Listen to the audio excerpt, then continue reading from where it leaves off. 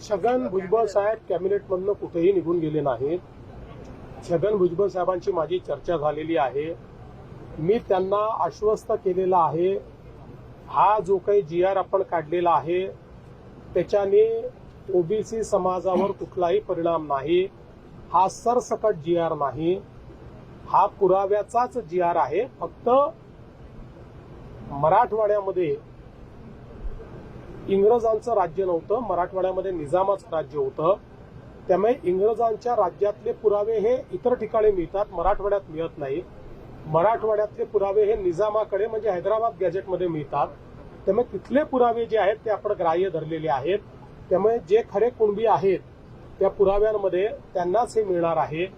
आणि मला असं वाटतं की यातनं एक प्रकारे जे काही खरे हक्कदार आहेत त्यांना मिळणार आहे, पण कोणालाही खोटेपणा करता येणार नाही अशा प्रकारचा हा GR असल्यामुळे अनेक ओबीसी संघटनांनी याचं स्वागत केलेलं आहे. अनेकांनी त्यातलं आता आमच्या मनामध्ये शंका नाही असंही सांगितलंय.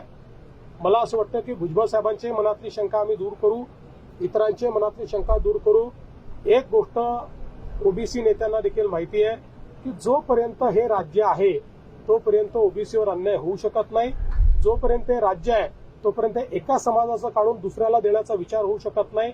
आम्ही मराठ्यांचं मराठ्यांना देणार, ओबीसींचं ओबीसींना देणार आणि ज्यांना खरा अधिकार आहे त्यांना ते देणार. कोणाचं काढून कोणाला देणार नाही. दोन समाजाला एकमेकासमोर कधीच आणणार नाही.